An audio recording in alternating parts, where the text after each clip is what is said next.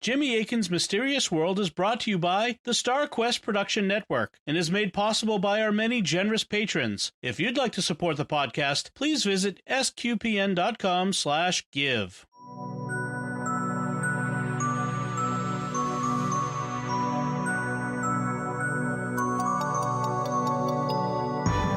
You're listening to episode 93 of Jimmy Akin's Mysterious World, where we look at mysteries from the twin perspectives of faith and reason. In this episode, we're talking about reincarnation, including the famous case of Bridey Murphy. I'm Dom Bettinelli, and joining me today is Jimmy Akin. Hi, Jimmy. Howdy, Dom. For thousands of years, people in various cultures have believed in reincarnation, the idea that we live a series of lives in different bodies. In some places, like India, the belief is widely accepted. And in the 1950s, the idea of reincarnation burst into the American consciousness in a dramatic way. A Colorado housewife named Virginia Tighe underwent a series of hypnotic regressions in which she reported memories of being an Irish woman named Bridey Murphy in the 1800s. This led to a series of articles in popular newspapers and magazines, as well as a book and a major motion picture called The Search for Bridey Murphy. They electrified America and began what is called the Bridey Murphy craze. Many people thought this provided proof of life after death in general and of reincarnation in particular. American culture was profoundly influenced, with many new people being open to and even becoming believers in reincarnation. So what is reincarnation? How might it work? And what does the evidence really say? That's what we'll be talking about on this episode of Jimmy Akin's Mysterious World. So, Jimmy, this seems to be like it would be a very big topic. How are we going to handle that? This is a kind of foundational episode, or really a pair of episodes, because reincarnation comes up a lot in different discussions of mysteries, and there are a bunch of different beliefs about it. There are all kinds of different theories about how it works. We're going to keep this fairly basic for now, and we can go into details in future episodes and look at alternative theories and stuff. We're going to be keeping it fairly basic, and we're going to do a two-parter right now. And here this week in episode 93, we're going to give you some background on the concept of reincarnation and Bridey Murphy. And we're going to look at some of the evidence, but we're going to hit a certain point where we need to continue next week. And so next week, we're going to be looking more at what does the historical record say about Bridey Murphy, and we're also going to be covering the faith perspective next week. And just so we don't keep you waiting for the finale, we'll release the second part on Monday, so you won't have to wait too long to get that rest of the story for you. So we always note when one of us has a connection to a mystery we're examining. What do we have to mention this time? Well, I used to be a believer in reincarnation. Although I was raised Protestant when I was a young child, my family quit going to church when I was 6 or 7, and so I was basically nominally Protestant after that. And when I was in my teenage years, I became a New Ager and adopted belief in reincarnation. It seemed like an exciting possibility where you get to go exotic places and be exotic people. But then I stopped believing in reincarnation, and when I was 20, I had a profound conversion to Christ. But because of my personal journey, I'm very familiar with the concept of reincarnation and with the evidence that is used to support it, and so that informs these two episodes. So let's back up to the top level and look at the concept of reincarnation itself. So what does it involve? It depends on the view you take. As I mentioned, there are a lot of different ideas about how reincarnation works. The basic idea is that when you die, your soul passes into another physical body. And this can happen over and over again, leading to a series of lives or incarnations. In the theory section, we'll look at different models of how this is supposed to work, and in future episodes, we'll look at additional theories. But in this one, just for reasons of time, we'll be looking at reincarnation as it is popularly understood by most people here in the West. And this involves a series of lives where human beings come back as other human beings who live in successively later historical periods one at a time. In other words, an orderly progression of lives as humans, one after another. If that's the basic idea of reincarnation we'll be looking at, how did it break into popular Western consciousness? through the Bridey Murphy craze. There had always been Westerners who fancied reincarnation. For example, some were members of the Theosophical Society that gathered around Madame Helena Blavatsky, who we will be discussing in a future episode. But it was the Bridey Murphy craze in the 1950s that really popularized the idea. So what happened in the Bridey Murphy case? Back in 1952, there was a man in Colorado named Maury Bernstein, and he was a businessman by trade, but he was also an amateur hypnotist. And he was part of a dance club, so good for him. Another member of the dance club was a 36-year-old housewife from Pueblo, Colorado, named Virginia Tighe. But in the book that he wrote about these events, Bernstein referred to her using the pseudonym Ruth Simmons because she wanted her privacy protected. From having hypnotized Virginia Tighe twice before, Bernstein knew that she was capable of achieving deep hypnotic trances. And on November 29th, 1952, so right at the end of the year, Bernstein decided to try an experiment.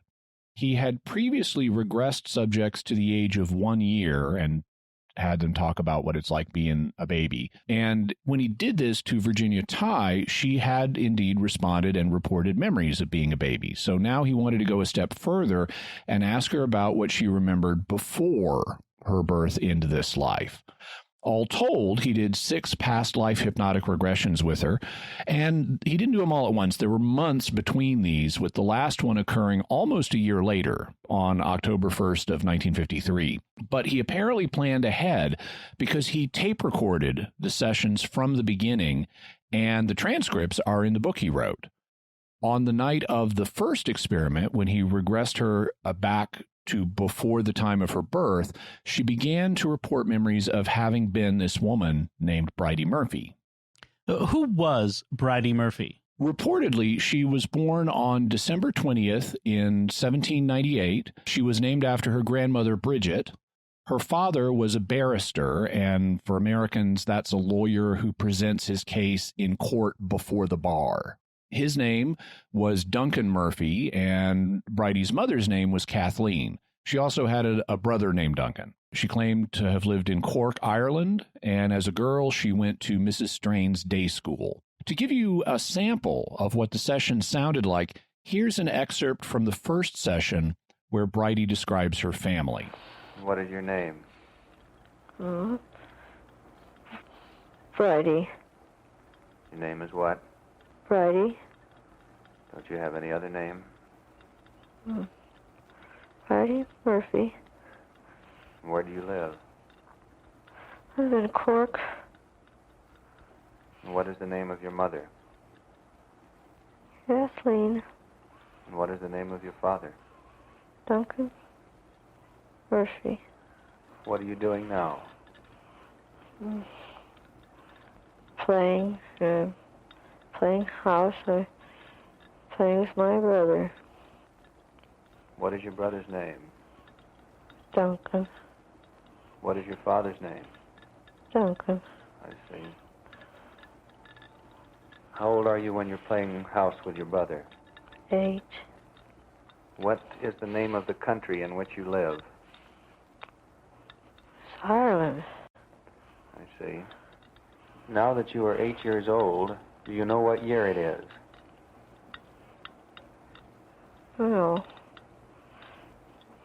You don't know what year it is.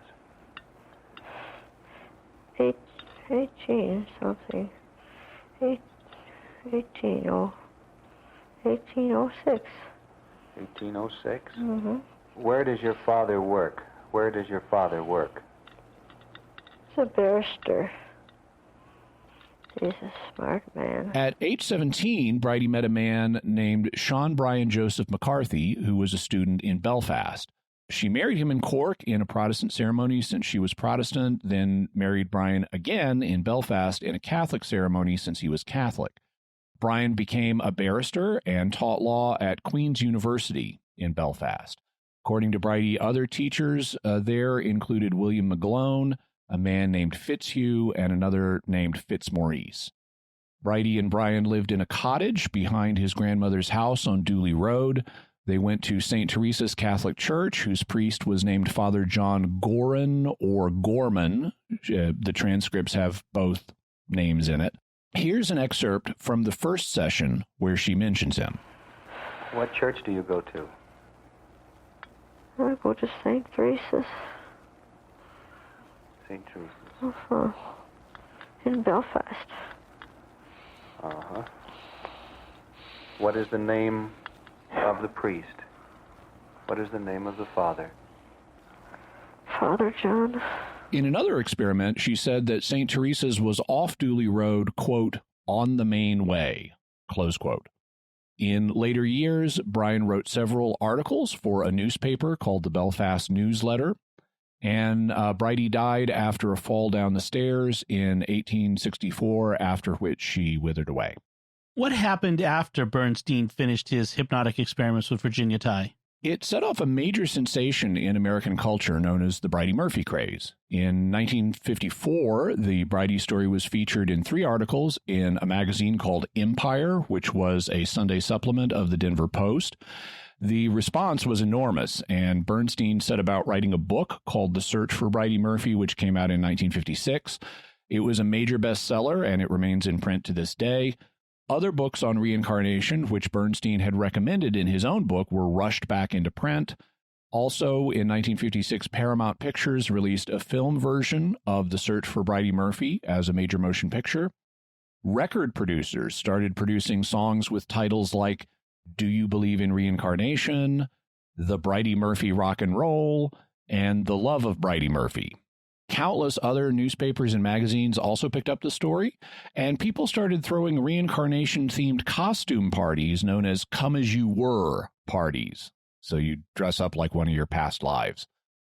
At such parties, you might have a drink called a reincarnation cocktail, and if you want to make one for yourself, the recipe was a jigger of vodka and a half jigger of maraschino liqueur shaken with lemon juice and crushed ice and topped with a cupful of flaming rum.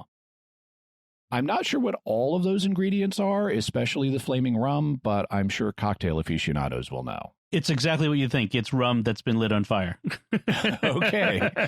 Needless to say, loads of other people started getting past life regressions, and hypnotists were doing booming business. Tragically, a 19-year-old newsboy in Shawnee, Oklahoma, shot himself with a rifle. The note he left said, quote, I am curious about the Bridey Murphy story, so I am going to investigate the theory in person. Oh. So how long did the Bridey Murphy craze last? As intense as it was, the phenomenon didn't last that long. William Randolph Hearst, the newspaper tycoon that the movie Citizen Kane is based on, didn't like the fact that some rival papers were cleaning up with the Bridey Murphy story, so he did what any media mogul would do, try to stir up a controversy and undermine his competition. A team of reporters from the Hearst paper, the Chicago American, got on the story and produced a series of articles that were syndicated throughout the Hearst paper chain. The reporters had no trouble figuring out that the housewife called Ruth Simmons in The Search for Bridey Murphy was actually Virginia Tighe.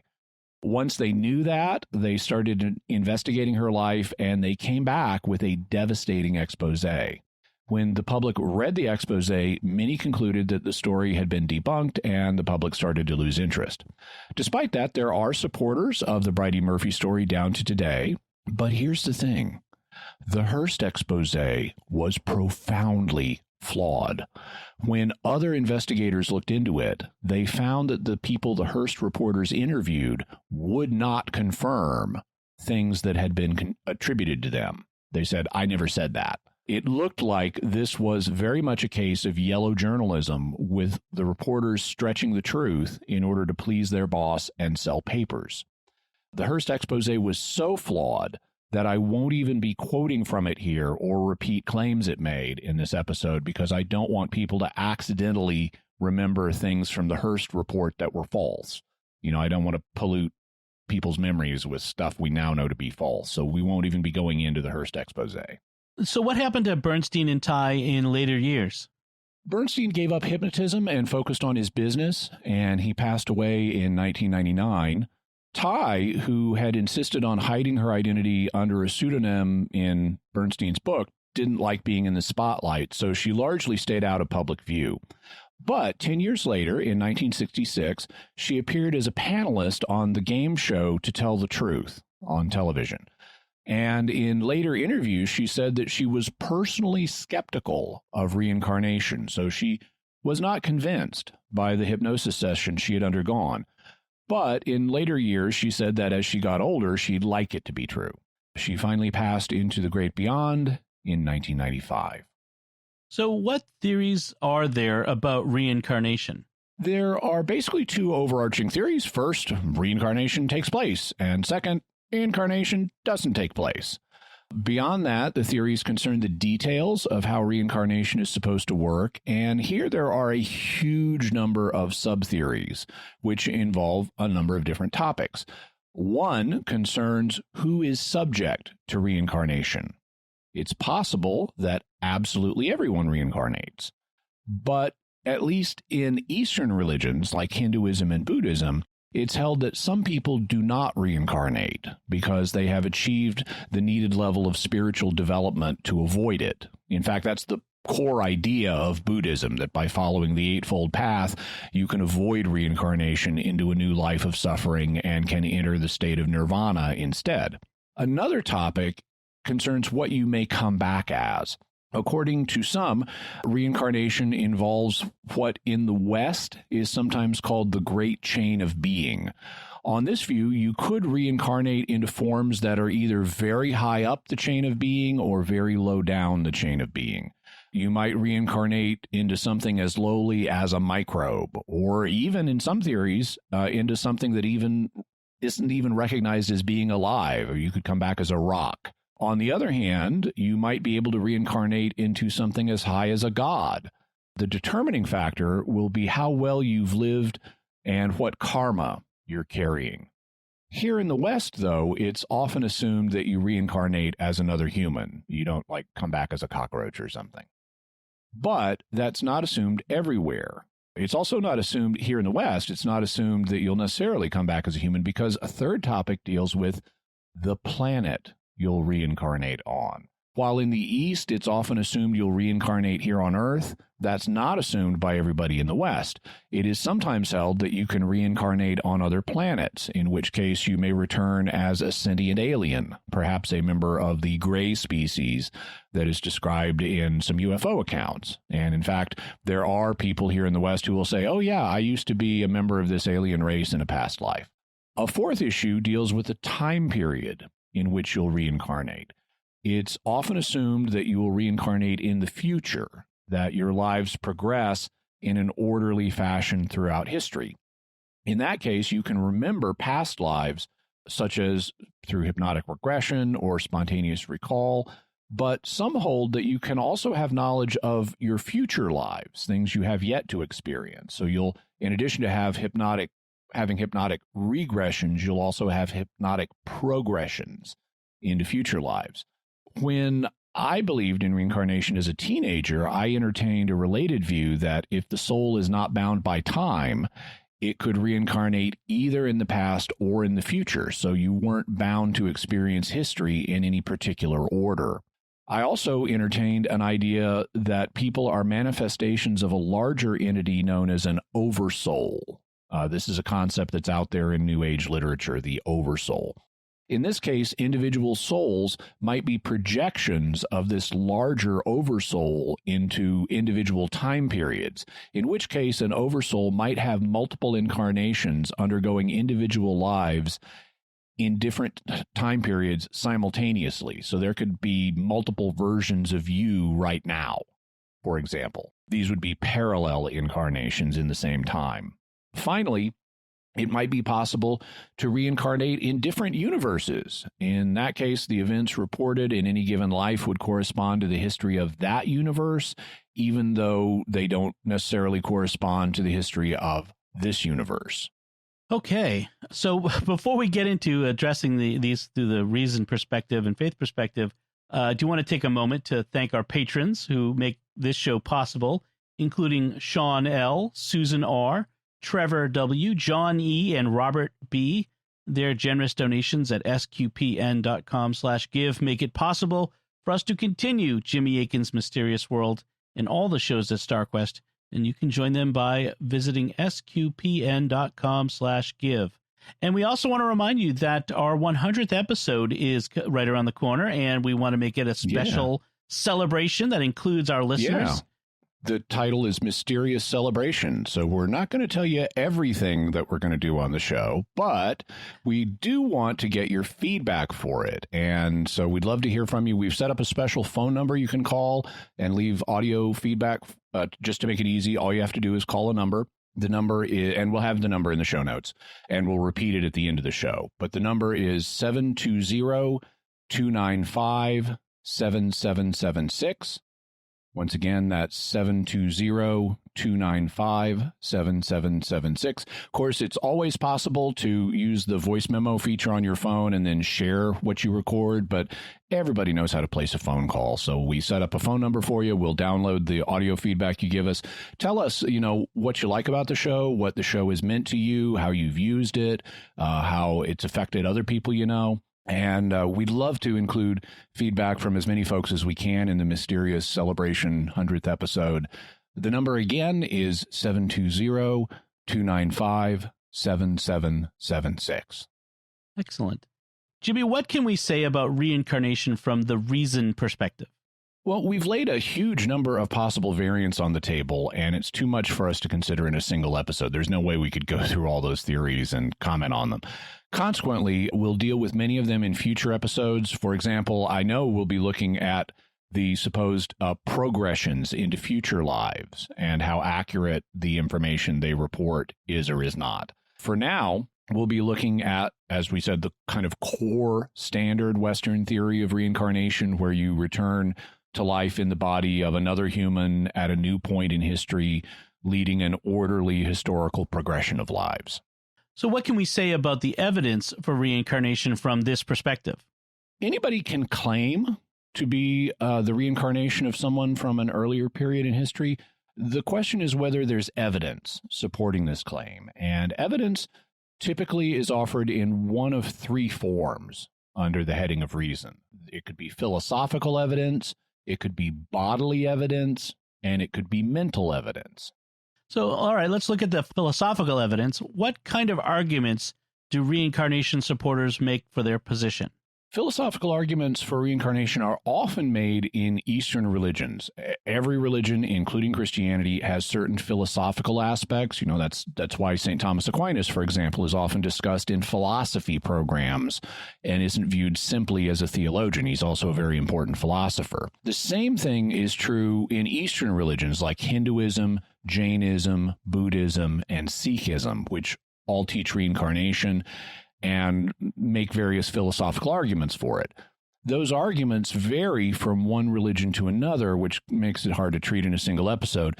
But the main argument you'll encounter is based on the concept of karma. The basic idea for karma is that every action you do, good or bad, has consequences.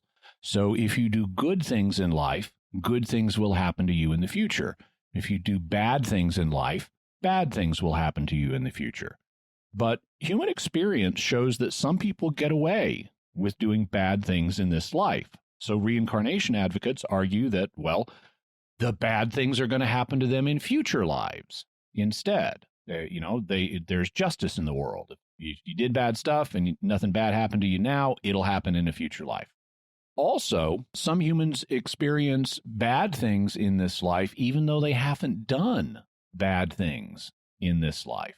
So reincarnation advocates argue, well, therefore they must have had previous lives. They did something bad in a previous life, and that's why something bad happened to them in this one, even though we didn't see them do anything bad to deserve it.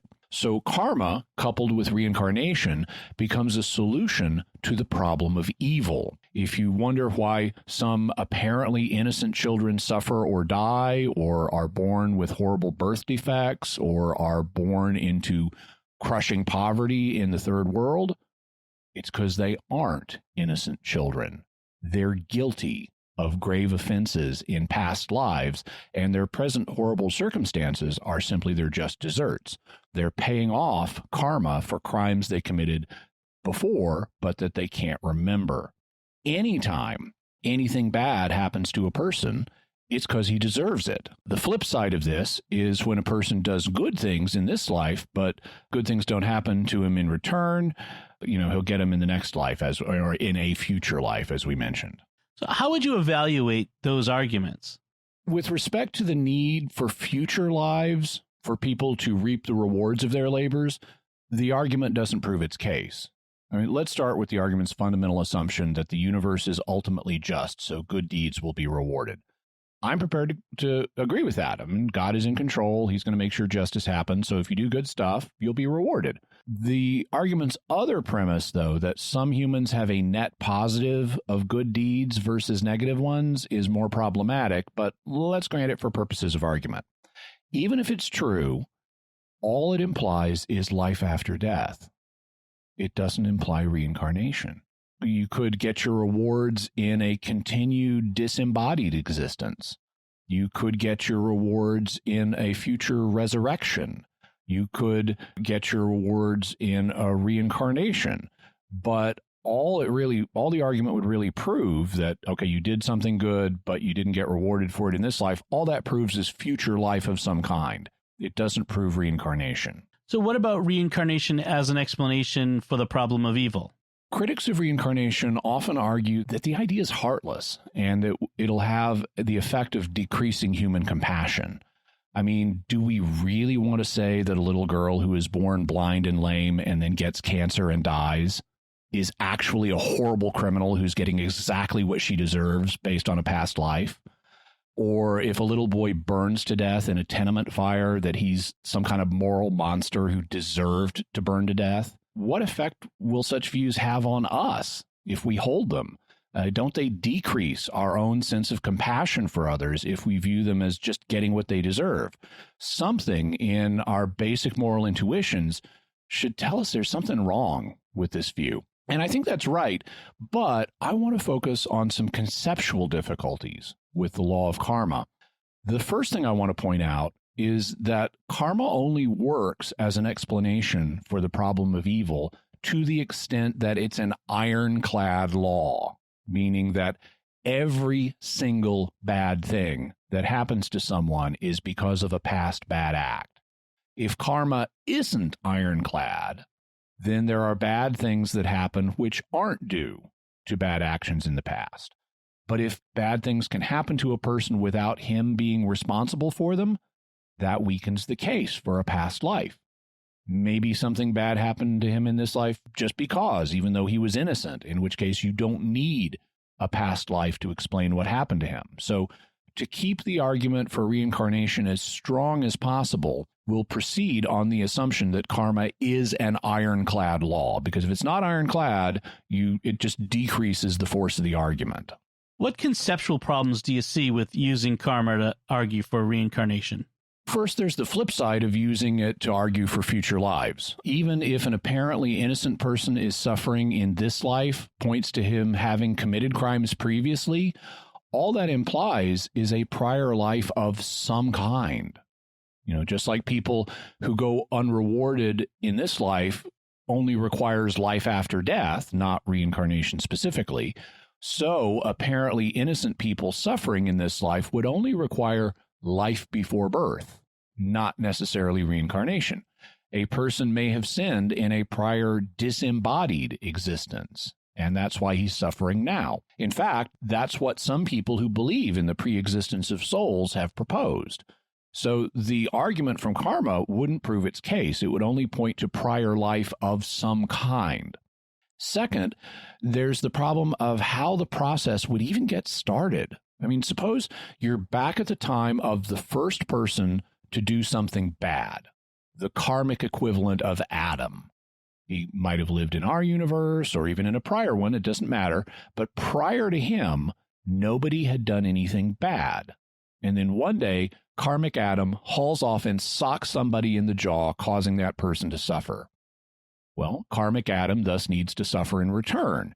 And if he didn't do so in his original life, he'd need to come back in another so he could get his just desserts. But let's think about the person he just socked. Did that person deserve what he got? If he did, then he must have done something bad, in which case karmic Adam isn't the first person to sin. So he wouldn't be karmic Adam. And we've got a contradiction. How can karmic Adam harm somebody without pushing the problem of evil further back? Because that person needed to do something for him to suffer. Or if the person he socked didn't deserve it, then bad things can happen to truly innocent people, in which case the law of karma isn't ironclad and its explanatory power is weakened.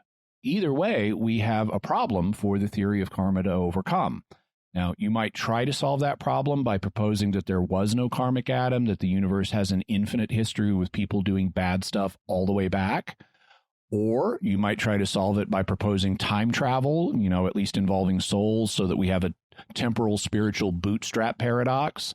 But in both cases, you're just speculating to prop up a theory that's otherwise in trouble. Then there's the problem of justice. Suppose I sock you in the mouth, causing you to suffer. Why is it bad for me to do that? Because under an ironclad version of karma, you're getting what you deserve. If I sock you, it's because you did something, maybe in a past life, and you deserve it. So it appears I'm not doing anything wrong. I'm not being bad. I'm being good. I'm actually delivering justice to you.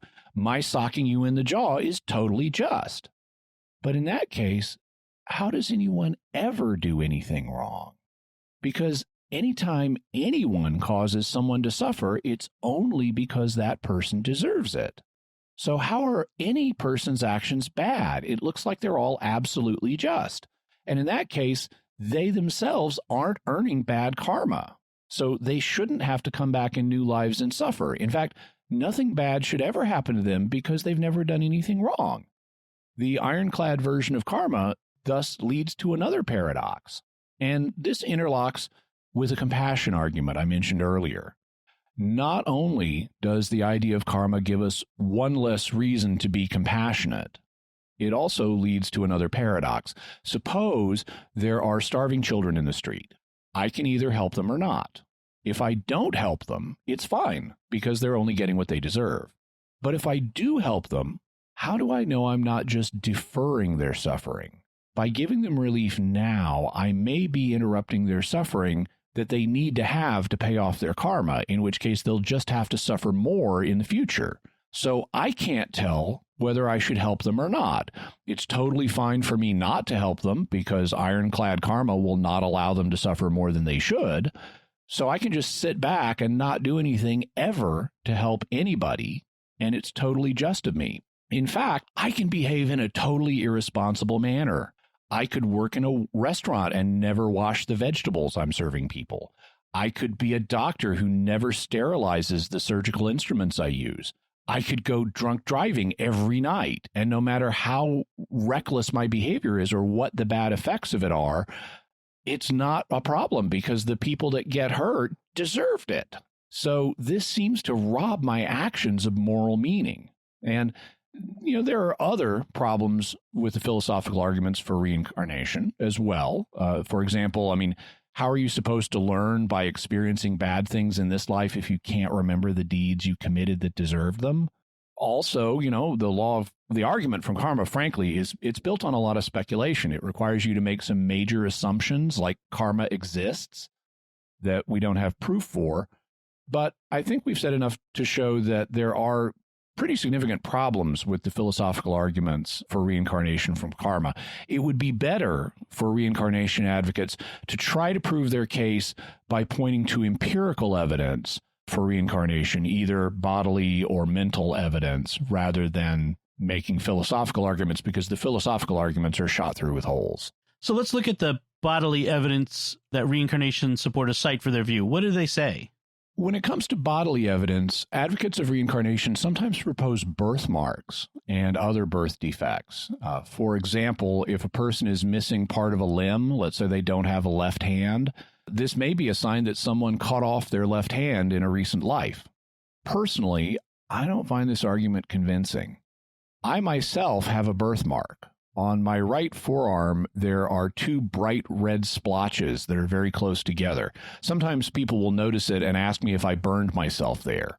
But those are just places on my skin where there are an unusually large number of capillaries near the surface of the skin.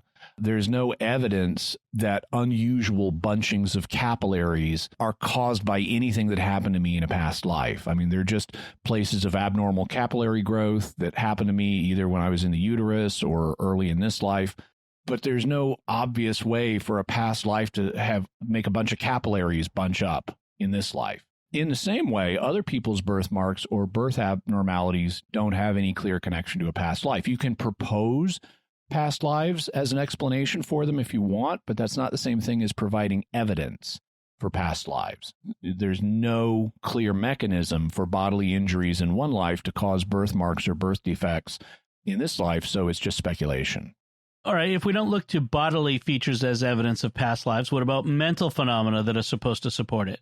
There are several types of evidence that have been proposed, most of which deal with memories. These memories could be subconscious or conscious. If they're subconscious, then they may still manifest in this life, even though you're not consciously aware of them.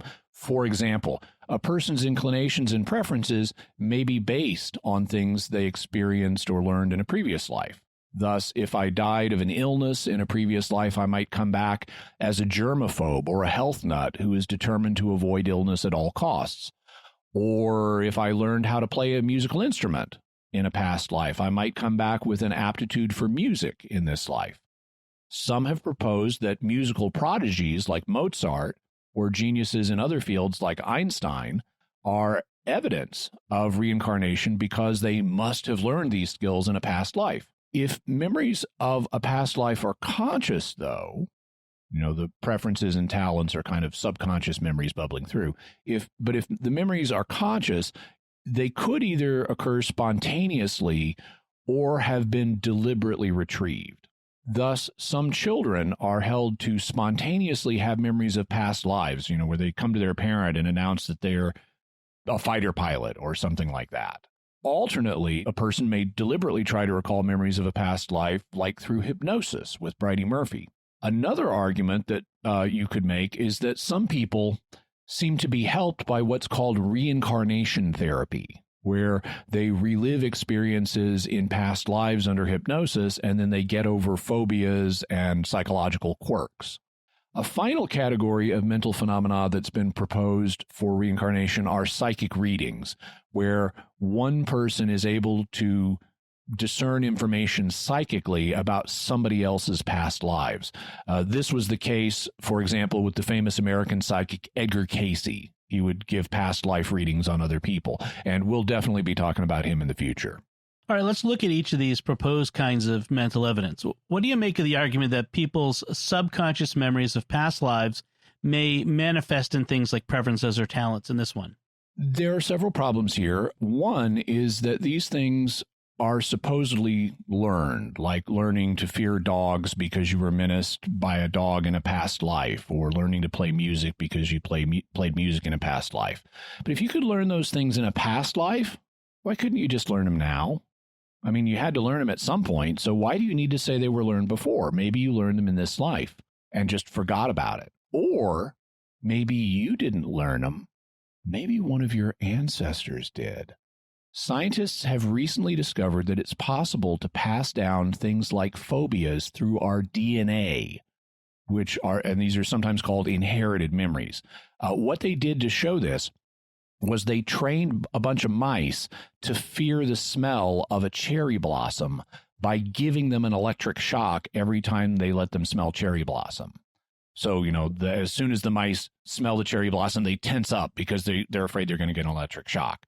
Then they let the mice get busy, and it turned out that the mice's offspring were also afraid of cherry blossom smell, even though they'd never been exposed to it. What was happening was the initial traumatic experience of being shocked whenever they smelled the cherry blossom was epigenetically activating the genes associated with identifying this smell. And the activated genes were then passed on to their offspring in activated form.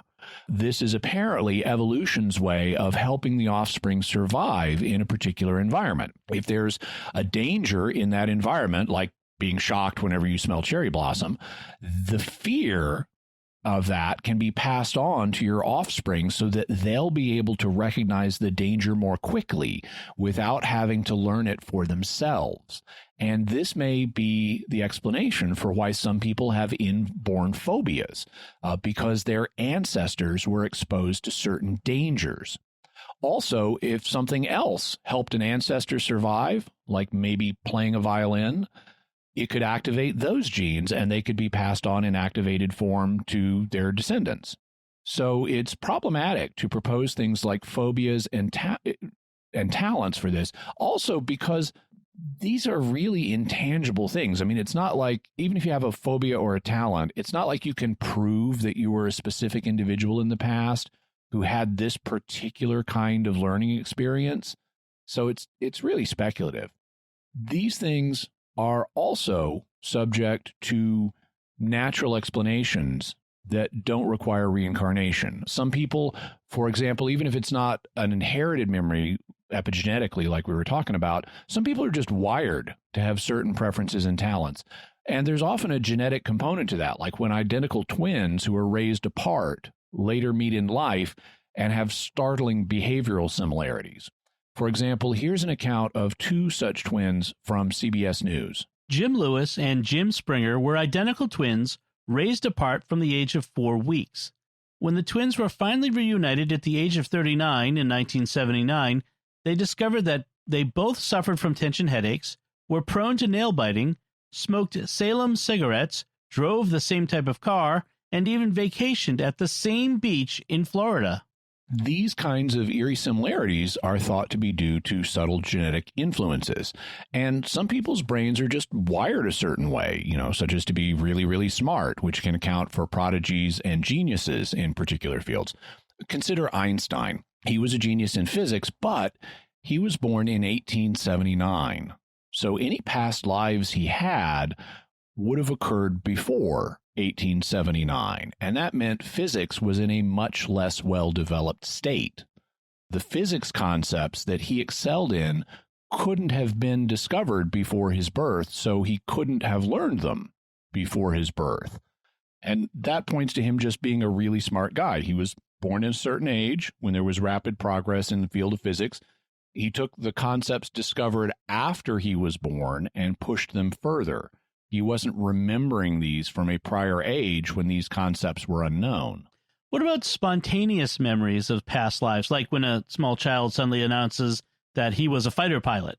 One problem here is that children play a lot of fantasy games. A small child, upon learning about fighter pilots, may easily play games where he fantasizes about being one, and he may then come to his parents and announce, "I'm a fighter pilot," or "I'm a cowboy," or "I'm a doctor," or "I'm a scientist." And if his parents, or the psychologists or religious figures they consult, are advocates of reincarnation, the child may be told this is an actual memory.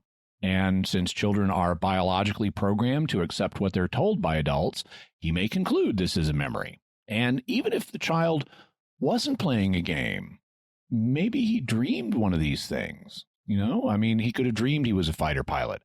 Like everybody who remembers their dreams, I know I occasionally have a hard time remembering whether something I dreamed was a dream or something that happened in real life. And, I'll have to stop and think, wait, did that really happen or did I just dream that? And the same thing can happen to kids, in which case the kid would also report what happened in a dream as if it were a real memory. So without looking at the historical record and seeing if such a person actually existed, that wouldn't prove anything. What about past life memories that are deliberately recovered under hypnosis? The problem here, as we discussed in episode 52 on hypnosis, is that hypnosis is not a magical memory aid. In fact, it is very much not to be trusted, which is why the competent authorities no longer use it in criminal trials or to recover memories of childhood abuse. It is just too unreliable. In a hypnosis session, a person is encouraged to imagine a past event and is then encouraged to regard it as a genuine memory. That's a recipe for confabulation and the creation of false memories, as we discussed. Without verification from the historical record, such memories are not to be trusted. What about the idea that some people are helped by reincarnation therapy where people relive events from their past lives and then get over psychological hangups. Back when I was in my teens, I read several books of psychological case studies of people who underwent reincarnation therapy. One of the things I realized in hindsight is that all these accounts were anecdotal. They were just individual case studies. They were not scientific studies where you systematically survey a large group of people using control groups and testing alternative hypotheses. They weren't rigorously testing. These were just, I treated this patient and here's what happened. So they're just stories. They're not scientific studies. Even more than that, though, one of the things I remember the books themselves saying is that this didn't really provide proof of reincarnation, but they would justify the book and the therapy on other grounds. They would say things like, well, even if reincarnation is not true, isn't it good that these people are being helped with their psychological hangups? You know, it doesn't so much matter is this really true or not, but it helps people, as if that justified leading people to believe something that wasn't true. And there are also good reasons why such studies should not be presented as proof, because known psychological mechanisms can account for the therapeutic benefit that these individuals got. First, reliving an experience and realizing you were not hurt by it is a standard way of desensitizing patients and helping them overcome their phobias. It's a standard part of cognitive behavioral therapy. You know, let's say you're afraid of spiders. Well, you go to a cognitive behavioral therapist. They'll have you learn about spiders so that you can think about them rationally. They may simulate being in a room with plastic spiders. Then they may have you interact with actual spiders. And when you realize that you haven't been hurt by these experiences, your fear of spiders diminishes. In the same way, if your past life therapist tells you that you're afraid of dogs because you were menaced by one in a past life, and then you're put under hypnosis so you can relive that experience and yet realize you're not hurt by it in this life, your fear of dogs may decrease. Similarly, we need to take into account the role of the placebo effect. Even if we aren't dealing with desensitization, as in the previous example, the mere fact of being presented with some kind of explanation for your hang-up may help. If you're told, well, you have this hang-up because of something that happened in your past life, and if you're then told, don't worry, you can move past it now, that's the equivalent of being told that your disease is caused by germ XYZ, but don't worry, therapy ABC will cure you. It doesn't matter if germ XYZ is imaginary and therapy ABC is just a sugar pill. The fact you believe that this therapy will help you feel better will cause you to feel better just by the placebo effect. So once again, without verification from the historical record, reincarnation therapy wouldn't provide proof of reincarnation. What about when a psychic gives a person a reading and reports details of that person's past lives? It's the same thing. Without confirmation from the historical record, we have no evidence that the psychic isn't simply making up the information or imagining it. You keep focusing on the value of confirmation from the historical record. What would it mean if a person's memories, either spontaneously or hypnotically recalled, or if a psychic's readings did confirm details of a reported past life? This would count as evidence that would provide at least some support for reincarnation, which thus far we haven't had. Even in this case, though, it wouldn't automatically provide proof from the reason perspective. Why not? Well, in the first place, there's the possibility that someone is faking the whole thing, hoaxing it. After all, there have been hoaxers in every age of human history, and you need to provide evidence that I'm not one of them, that I didn't research this matter, whether I'm the person undergoing hypnosis or whether I'm a psychic telling someone about their past lives. You need to show that I didn't research this matter and bone up on historical details. That kind of checking can be done, at least to some degree of probability, but it would be a necessary first step in the process of authentication. You need to know you're not dealing with a hoax. Another thing you'd need to eliminate is the fact that some people make lucky guesses about the past, sometimes based on background knowledge. I mean, for example, if I reported a past life memory where I was a Catholic clergyman in Ireland and nothing else, that wouldn't prove much because there have been lots of Catholic clergymen in Ireland. Random chance in my imagination, might produce that. You need verifiable details that could not be guessed by random chance. Also, you need to provide evidence that my knowledge of the reported past life isn't natural. I may, and we mentioned this a little bit earlier, I may have been exposed to the knowledge and simply forgotten it. This is a phenomenon known as cryptoamnesia, and it occurs all the time. For example, if I asked you when you first learned the meaning of the word stop, you'd almost certainly be unable to tell me when you first learned the meaning of stop. I mean, you know what it means, but you learned it in early childhood and you don't remember that. And if you, by some freak chance, do remember when you learned stop, I'm sure there are lots of other words you don't remember learning the meaning of, even though you know them. So in the same way, you may remember details of a supposed past life, maybe because you read a book about Ireland as a little kid or something, and you just don't remember reading that book. Finally, even if you did not have this knowledge previously, there's still a way from within the reason perspective that you might acquire it. If it turned out that psychic abilities are real, you might learn it through them. That is, even though you think you're remembering a past life, what you're actually doing is psychically learning about someone from the past. You might, for example, be remote viewing that person, clairvoyantly observing them in the past. Or if someone else knows this information, you might be picking it up from them. I mean, maybe you're reading the thoughts of the experimenter or a librarian somewhere who happens to know this information. In a truly scientific experiment, these possibilities would need to be controlled for. So how scientific were Bernstein's hypnotic experiments with Ty? They certainly weren't rigorous. For example, here is what he said to take her back before her birth in this life.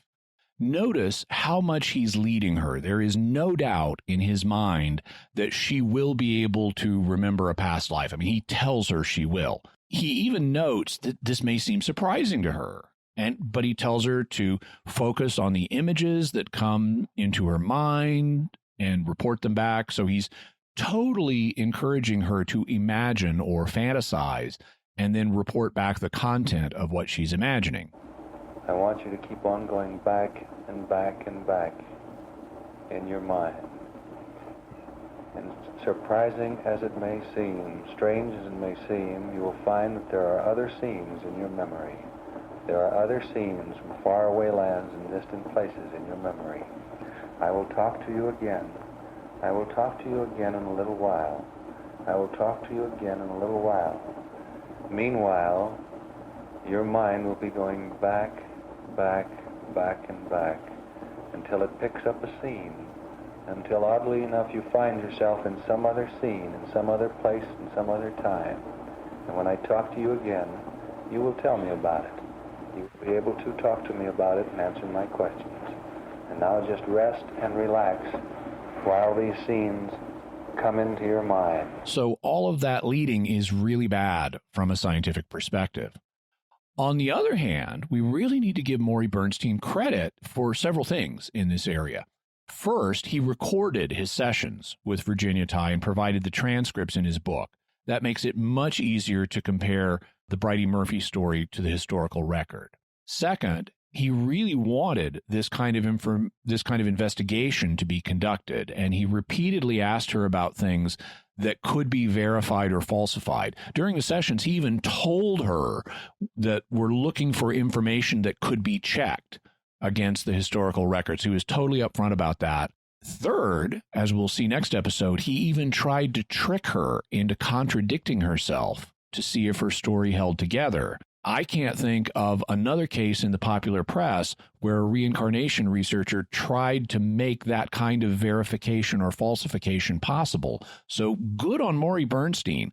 I mean, he wasn't a rigorous scientist, but he really was trying to set this up in a way that it could be checked. So that makes the Bridey Murphy experiments an unusually good test case. So in our next episode, we'll look at what the historical record says and how well what Virginia Tighe reported under hypnosis stacks up against it. All right. So before we get to the next episode, Jimmy, what further resources are we going to offer to the listeners on this topic? Well, first we'll have a link to Morey Bernstein's book, The Search for Bridey Murphy. We'll also have a link to a DVD I did on the problem of evil to give you a Christian perspective on the problem of evil. We'll have Wikipedia's article on Bridey Murphy. We'll have episode 52 on the mystery of hypnosis, so you can go back and listen to that. We'll also have articles on the great chain of being and birthmarks. And I'll also, just so you can see my birthmark, we'll have a photo of me showing it to you. So it's like, okay, this didn't come from a past life. This is just a birthmark. Also, we'll have that CBS News story on twins raised apart, the placebo effect, childhood amnesia. We'll have several pieces on that. Also on make-believe and imaginative play among children. And then we'll have a couple of stories about those inherited memories I mentioned, like where the mice were afraid of cherry blossom smell, even though their parents had been the ones that were exposed to it. All right, so folks can get started on checking out those further resources before the next episode. So let's talk about some mysterious feedback we've gotten from listeners. This time, the feedback is mainly on the America's Dyatlov Pass incident, or the Boys from Yuba City, which we did recently. Sam R. on Patreon writes, personally, I think some combination of theories 2 and 3 is plausible. One or more of the men could have witnessed a crime taking place at the game, prompting Gary Mathias to use his force of personality to get the others to pursue the criminals, supposedly to bring them to justice. Once in the mountains, they abandoned the car in pursuit, and the deaths played out like in the other theories. And then Sam adds, I'm a big fan of the show and a new patron. Stay curious, and please do an episode on the Black Death. And then I want to add a follow-up. I got a follow-up message who said, hi, Dom, this is Sam's dad. Sam's 11 years old, and your show is really strengthening his faith. Thank you. Excellent. That's great. That's so awesome. Yeah, 11-year-old patron. That is wonderful. And a very intelligent one, too, because he's got an interesting theory about maybe they saw a crime at the game, and then Gary Mathias used his force of personality to get the others to pursue the criminals, and that just got him into trouble. So the interesting theory. And thank you so much, Sam. Thank you for your feedback and your patronage. And I've got the Black Death on the list of future topics. Yes. And I think Sam qualifies as our youngest patron yet. So yay. Excellent. Aaron Wood writes on YouTube, with regards to Gary Mathias, I'm surprised that no one mentioned the possibility that he was one of the long-term survivors, did not have his medication with him in the cabin, and then slowly became disordered and psychotic as his meds lost effect. I think Gary Mathias was likely one of the long-term survivors, and it is possible that he was on his meds at the time, but then since he obviously didn't have them with him, got more and more disordered as his schizophrenia asserted itself without them. Lee H. writes by email, I think it's more mysterious than Dyatlov Pass. Seems like a lot more twists and turns to this tale and theories as to what happened. Unfortunately, I think it was the man with schizophrenia. I liked what you said about saying a prayer for people in that situation or a similar predicament. I'll be making this a new habit. My question is, did the police try to check phone records from that phone booth? I'm about your guys' age and definitely remember payphones, and I'm pretty sure that records were kept on phone calls. So, first of all, thank you. I'm glad that you're picking up the habit of praying for people in similar situations. I always try to do that whenever I'm praying for something, because I realize if someone here needs my prayers in this situation, there are going to be people in the same situation elsewhere I don't know about. So I try to pray for them. In terms of the payphones, yeah, I definitely remember payphones. There's even that moment in the 1978 Superman film where Clark Kent is running down the street. He needs to change into Superman, and he looks over at a payphone, which is no longer a phone booth. Yes. And it's funny if you grew up in that time, but these days, cell phones, I can imagine some young folks wouldn't even know what that joke is about. So, yeah, payphones were a definite thing then. What I don't know is how easy it would have been to check, to trace a particular call. If you remember this era, you'll also remember all those movies and TV shows where the police are trying to trace a call and they've got to keep the person on the phone line for so many minutes because they weren't automatically capturing all of that data the way they do today. And so I don't know what kind of records they would have had on a payphone after the fact that would be checkable, especially if it wasn't a long distance call. If it was just a local area call, there might not have been a record of it. Unfortunately, I don't have any further specific information about that, but they may not have had the ability to check, especially if it was just a local call. But back in the day when local calls were common and long-distance calls were rare, and you had to pay special for them, which we don't have to do anymore. Elizabeth S. writes by email, I'm curious about the cabin that was stocked with food and was capable of having heat. Who owned it? Why was it there? Why was it stocked with that much food? Was it a home for someone or just a getaway type of cabin for hunting? Did the owner ever come back to find people staying there? It was like a trailer that was run by the Forestry Service, if I recall correctly. It was like stationed there for when they needed forestry workers out in the field, and it was kind of permanently stocked and set up for them so they could just come in and do what they needed to do. Kathy S. on Facebook writes, this one was heartbreaking. Those poor boys. I keep thinking of the one who was in the trailer so long without being able to eat any of that food. Yeah, it is very sad. One thing that, for what it's worth, he would not have suffered that much, at least not from hunger. One of the things you find out when you start doing fasting is your body adjusts. There will be some hunger at the beginning when you're at the times you're used to eating. Hunger is basically learned. It's a learned reflex. So when we're used to getting food is when our body says, hey, food is normally available now, let's turn on the hunger signal. But if you don't give into that for a few days, your body says, okay, I guess food is no longer available at this time. We may as well start burning the fat we have as reserve fuel and not bug him with the hunger signal. So actually, once you get into fasting mode, your body has a fuel source and you won't experience substantial hunger. And in fact, it was not starvation that killed him. It was another condition. So as much as he may have suffered, it wasn't from hunger. So he didn't have that after the first few days in any significant amount. Well, thank you, everyone, for your mysterious feedback. I greatly appreciate that.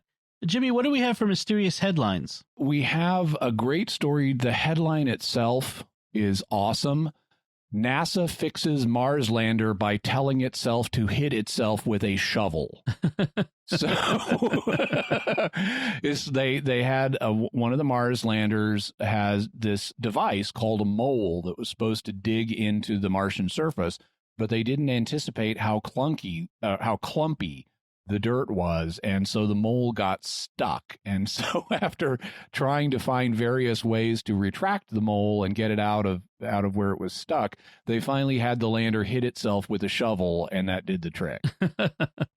Excellent. Also, we'll have a link to a new article on how carbon dating refinement may change history, in the sense of, as our carbon dating techniques have improved, they've gotten more precise, and now there's some new data that may substantially improve carbon dating, and that will mean that historians may need to move some events around by a few decades in when they thought they happened. And that's a good thing. I'm glad carbon dating is getting more accurate. There have been issues with carbon dating that affect some of the mysteries that appear, that we will be discussing on the show, like when the biblical Exodus occurred. There's some evidence that the carbon dating in the ancient Near East is slightly different than the carbon dating in Europe. And if you apply European carbon dating standards to the ancient Near East, it may produce wrong results. And that's what this article deals with. Originally, all the carbon dating calibrations were based on Europe, and now they're finding, trees in other parts of the world didn't necessarily suck up carbon at exactly the same rate. And so we need to account for it by region. Excellent. Interesting. All right. So before we get to our second episode coming up next week on reincarnation, we want to hear from you about your theories on reincarnation, especially given what Jimmy has told us today. And you can do that. You can send us that information by visiting sqpn.com/mysterious or the Jimmy Akin's Mysterious World Facebook page. You can send an email to mysterious@sqpn.com or send a tweet to @MYS_world with the hashtag of mysterious feedback. So, Jimmy, our next episode, of course, is Reincarnation Part 2. We'll be looking specifically at what the historical record has to say about Bridey Murphy's claims, and we will also be looking at reincarnation from the faith perspective. All right. And we want to remind you that we're looking for your feedback on our episode 100 celebration, mysterious celebration. which you can send to us by calling and leaving a voicemail at 720-295-7776. And we want to hear from you, like we said, we want to hear from you on anything you want to say about the show and how it has impacted you, how it's affected your life, or how you've shared it with others. We want to hear it all. So again, that's 720-295-7776. And of course, we'll have all of the links to the resources and the links to the mysterious headlines on our show notes at sqpn.com/mysterious. Be sure to check out the Mysterious World bookstore at mysteriousworldstore.com for links to all the books and videos that Jimmy mentions in the show. They're all there on one page in one place for you to do all of your shopping, and anything you buy there helps support StarQuest and helps the show continue. So until next time, Jimmy Akin, thank you for exploring with us our mysterious world. Thanks, Dom. And once again, I'm Dom Bettinelli. Thank you for listening to Jimmy Akin's Mysterious World on StarQuest.